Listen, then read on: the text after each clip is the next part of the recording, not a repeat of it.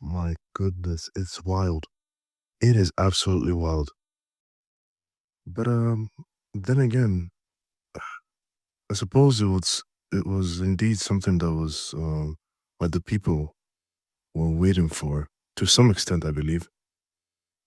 Especially given the rumors. But man, Netflix favorite child coming back with a couple of episodes and ranking number one on their show, and that is Stranger Things, of course. Doing well in the ratings and whatnot, and then all of a sudden, here comes this documentary that takes it over. Um, I'm not sure if people are aware of this, but yeah, Stranger Things was ranking number one for a couple of days. Yeah, I said a couple of days because 50 Cent will eventually produce a documentary about Sean Combs. Um, yeah, it's mm, mm, mm. let's just say it was a pretty explosive documentary regarding Combs and his case. Basically, him trying to you know give a certain type of image to the public and reinvent himself in the eyes of the public. However, the reason uh, 50 Cent was even able to get this clips because, again, I want to need y'all to remember that the reason he got this clips was because Sean initially was planning to have a documentary, him beating the case, all the allegations that he's been going through and whatnot. And he would eventually create a documentary of his own. But he didn't pay the filmmaker, he didn't pay him the money he was owed. And you may see the documentary, you would kind of know this dude did not pay the people that he was working with. Or if he did, it was just not to the best of their abilities, right? Um, but he will always want to be the one on the forefront and be sort of like the guy who basically is on top and everyone is underneath him, right? Everyone else is beneath him. Um, Pretty insane, pretty insane. So 50 Cent was like, "Oh, he's not gonna pay you? Um, sure, I'll pay you.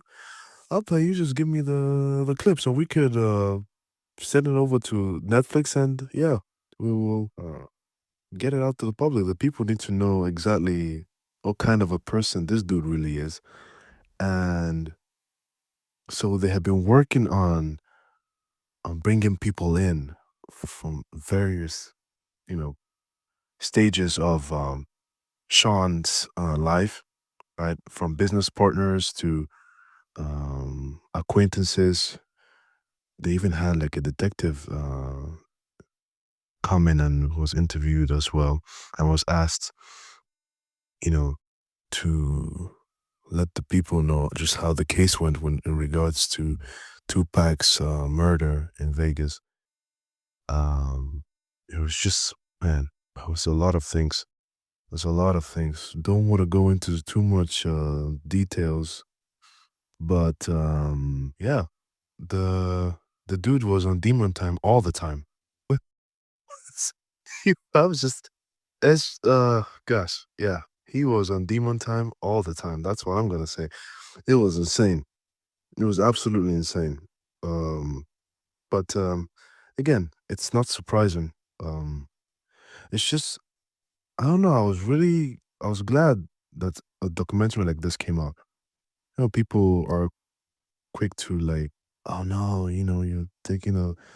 First off, people who say that is just ridiculous when they say, oh no, they're trying to take a rich black man down and all that nonsense. It's like, it's not about black and white here. It's literally about evil being exposed, right? If you're hiding your face from what's actually going on, people being hurt, people being abused, mentally, psychologically, and physically, from business partners, acquaintances, to even partners, so quote unquote people you call life partners being abused all around you, and you feel you can take advantage of people and break them down, and all this stuff is not going to be exposed, then you're mistaken. So I feel like things like this was like documentaries like this are very, very important, to expose the hands of the wicked. Um, for me, it was really, really good.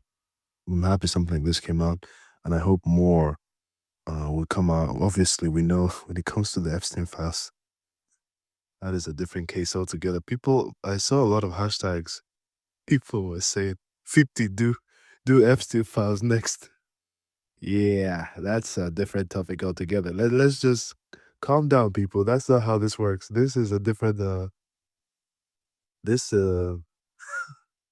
this is the Epstein, how do I say, the Epstein files is more so of this when I say, I think I'll put it as mm, I think the right term to use is a web.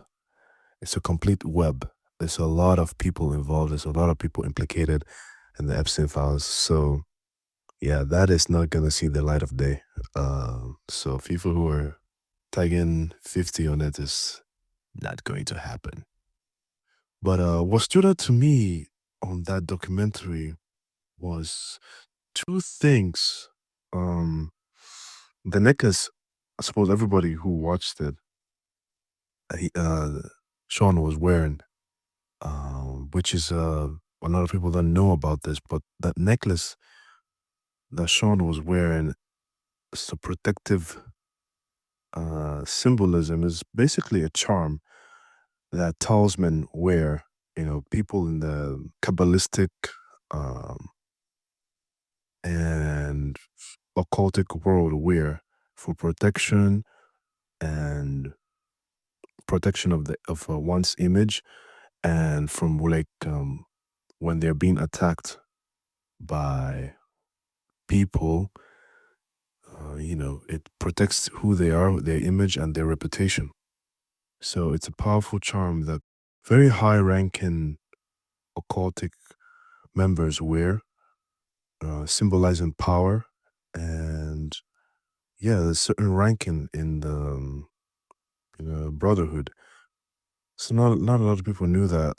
It's just, I was like, this, gotta search this out. Like, a lot of people don't know about this, and they must be thinking, why there was that there? Like, what? It was just thinking, oh, it's just a pyramid necklace, but no, it's it's basically a charm that symbolizes, oh, if someone is attacking my reputation, this would protect me. And so how that played out. Another thing too is the tattoo on his back. Now, the tattoo on his back was pretty interesting, as I'm not sure if a lot of people caught that, um, but that tattoo in particular is, well, on the surface level, right? On the surface level, people see that tattoo and think, oh, it's a Black Madonna, right? And Black Madonna and her baby. But that is a very powerful deity that he has tattooed on his back, and it's literally a tattoo of a high goddess deity. It's a Haitian deity that protects. Uh, this is the irony. This is a deity, folks, that protects women and women from domestic violence, and stands for justice when it comes to like the oppressed, right? And protects the individual who is like a worshiper of this voodoo goddess, right? And and it's interesting. It's interesting. Well, the name, by the way, the name of this uh, deity, Ezili Dantor. It's a Haitian goddess, right? And it's very interesting because you would think, oh, okay, the individual in question would surely not be an abuser. He will stand and defend the rights of women and protect them. But yeah, that's not the case. That's is not the case at all. As he was quite the opposite. Quite the contrary. He was a monster when it comes to women. So, and not just that, this deity also protects gay men. Yeah, yeah, yeah. Protects gay men and yeah, protects their rights and eviscerates anyone who stands in the way of the individual who basically worships her. So, and there's a lot of people that are saying too that it kind of backfired at the end of the day on him because now that deity is coming to collect, right? Because he basically did not um hold the standards of that tattoo. He's literally not qualified to have that tattoo on. Um, Again, this is not to say that the tattoo is good in of itself. It's still a deity, right? It's still paganism, right? It's still rooted in witchcraft and voodoo, you know. But yeah, this is what the islanders believe in. It protects them from. So it's crazy work, crazy work to say the least. It's pretty insane. I don't know if people found out about this. Uh, it's said like days after the documentary, was released and whatnot. Sean would send funeral flowers to uh, funeral bouquet flowers to 50 Cent and like so sending threats to some of his peoples. And for me personally, that's why I said the difference that I hope this um, documentary brings because it's allegedly that, not allegedly, it's confirmed, right, that he will be spending time in jail for like 50 months, right? If I'm not mistaken, I think it's 50 months. So for me, I hope the difference that this makes is this extends his stay on and in prison because yeah, he got off on a lot of charges. He got off on a lot of charges, which is absolutely insane.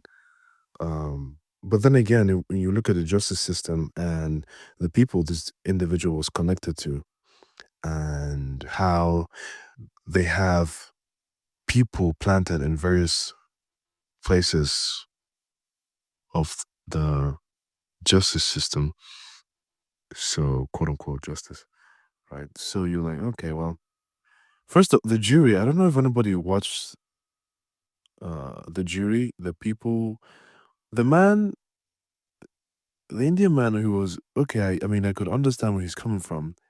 He did make some sense, but that lady, oh my gosh, are you taking a piss, lady? What are you talking about? They literally brought a fan. They literally brought a fan to be at a jury. Like she couldn't be more starstruck. She absolutely could not be more starstruck. It is insane. Like if yeah, she was a fan.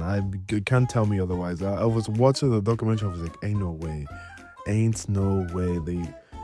This is who they brought as obviously it's not just the both of them. There's others too, but like this, I suppose this were the ones who were willing to show up at the documentary, right? But good lord, it was ridiculous. She was just all smiles and giggles. Like a woman is going through a horrific trauma in her life. Like she has to go through and like live through all that trauma that she went through, and you're just there like, yeah, she's going through a lot of emotional uh trauma right now, so it could cloud her it could cloud her way of thinking and process. And for us to process that information, it's just all too emotional. Yeah, because she went through a traumatic experience, literally. The assistant of Sean was literally kidnapped. I was taken to Kid Cudi's place so they could go end Kid Cudi. It's like, okay. The lady, Cassie, was like abused, beaten, all this crazy stuff was going on in her life, right? And she's just like, yeah, it's just they're way too highly emotional, so we can't really fully um, decide um, that this is the right state of mind to be able to go through this, because she's like, okay, if someone is highly emotional, then their memory could be like not clear, which means that they, as a jury, they can't really decide on whether this person is actually proven a point which is true, because based on their emotions, they're like, yeah, we can't really make a statement on that. And I was like, well, I suppose you're just saying that because you haven't been through a situation like that before. So that's why you're all smiles and giggles. It was ridiculous. It was really ridiculous. It was absolutely ridiculous. They just brought a fan, and yeah, I say all that to say this because I feel like it's really important to understand that there has people need to know that there's a difference between gossip, right? As in talking behind people's backs and giggling all about it and being all fun and fuzzy and cute with one another. And you're laughing and you're just talking at this person, and you're just, yeah, just going through the high of like just down talking and condescending this individual. That's gossip, right? That's literally gossip. Where when you're talking about a certain topic where it's like, okay, we're talking about this because we're exposing evil, right? That is not gossip, you know. I feel it's very important and critically important, actually, to realize that um it's certain topics such as these, as uncomfortable as they may be, they're very, very important and essential to the society that we're in. It is good to expose evil when we see it, period. And not, oh, we knew about this. Didn't we already knew about this? We knew he was a weirdo. And yet y'all didn't say nothing. Absolutely no one said nothing. Everyone just glorified the money, glorified the fame, and wanted to be on each and every single show that he was on. Oh, he was our door. He was our way to the industry. Hey, if you gotta join or you're out of the industry or you'll be blacklisted. Ridiculous. It was absolutely ridiculous. Um, from my personal take, so people need to understand that there has to be a difference between gossip and actually exposing evil and being able to like call out evil and be like, yeah, this, and have a mature and open discussion about certain topics and be like, yo, this was messed up. So what can we do as a people, as a society, as a community to be able to prevent this from happening ever again to anyone else? Right. That's why I feel like this is really, really important. Very, very, very important. That's why I said again, I was glad when this documentary came out, to be honest. Don't worry, Stranger Things. There was nothing wrong with being number two for a little while. You just to have an awesome, awesome show going on. So yeah, just wanted to point that out and let people know this is something that is important, and I feel like it needs to get out there. So um, yeah, people will know what's really going on and be careful and be again have a sense of self awareness and situational awareness. Know when someone is putting stuff in your drinks. Try your best to look at your surroundings and yeah, be alert. Don't mingle with the wrong people just because you think, oh, they gonna get my food at the door. You know, you don't know what people have done to be able to open certain doors. Um, Evidently, Sean was just doing what he did for control and power. He didn't just abuse his business partners. He wanted control. What he did, people talk about the baby oils and whatnot, and all the drugs that he was putting on his people to like abuse them. It was more so of control, like genuine control, and this is some Aleister Crowley type of black magic. Is the highest form of black magic, right? So when you're able, oh, I said black magic, it's like, oh, it's black people. No, it's dark, like actual dark magic. Like it's a very wicked witchcraft. Like it's one of those witchcrafts that is like, yeah. So sodomy is like when you're able to perform sodomy, you essentially are in full and utter control of that individual, right? So they basically get to bend to your will, literally. So even if they try to testify or like say something, it's going to be really hard for them because that soul tie has been basically stitched in, right, through that. So it really takes strong mental deliverance from the Almighty Creator to be able to like detach yourself from that and break that soul tie to be able to be free from that, you know.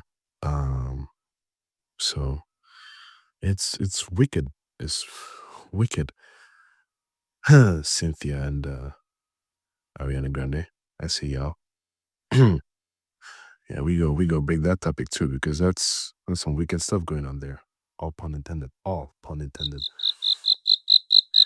But yeah, in other unnecessary news, Anthony Joshua knocked it out of Jake Paul. Ooh, I love that. It's sort of been waiting for this one. Ooh. No, guys, but it was crazy. He knocked him out. He knocked him bad. Right? He knocked him real bad. I think if I'm not mistaken, he got two titanium plates on each side of the jaw. Like it's bad. It's bad. If you see the inside of his mouth, of his jaw, yeah, it's reshaped, reconstruct. Like it's really bad. It's really really bad. But you know, hey, can I say? Uh, it's I will say this about Jake Paul.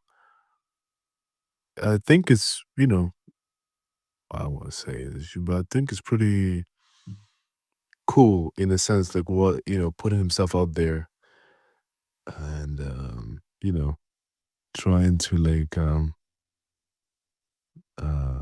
how like when I say like print his name in the boxing world, I feel like is the term. Um, for me, I feel I feel like this might be the only fight that really um said like okay, like he really wants to do this. But at least that what this fight showed me, right? Um, yeah, he really wants to do this.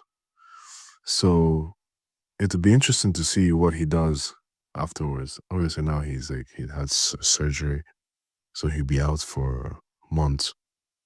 Um, but yeah, it was I suppose a good payday for both folks. And this was a boxing match. It was the main event. right? There was a couple of fights too. Silva was on the pay-per-view, but this was a boxing event hosted by Netflix. Netflix has been cooking. Netflix also is on Raw. You know, WWE taking over WWE, and they're about to have like a partnership as well. So, um, no, they have been absolutely cooking. Netflix has been cooking. So it's interesting how it started the topic with Netflix and we ended in a way with Netflix. That is wild. That is insane. But yeah, they're doing well for themselves. Netflix and doing well. I'll say that much. They're etching their names in the books of history. So pretty important.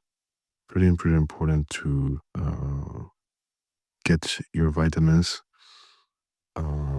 If you have difficulty attending the gym on a day-to-day basis or on a weekly basis, I do have a book that I talk about, workouts that you could do at home. Um, I would definitely link it on this episode. And I have a new book as well, Eviscerating Cancer, you know, and natural herbs to take out cancer cells out of the system, one system. So it's pretty good. It's a good read. Valuable tips that I feel like are important uh, to know about. So it's really good. It's really good. I will put that also. I'll put the link to on this episode, and yeah, it's a pretty insightful read. I'm sure you will definitely find value in both books. Um, but yeah, that's it. Have a wonderful, blessed rest of the month, and yeah, fully yeah. This is the last episode of 2025. Episode 17, folks. See y'all next year. God bless.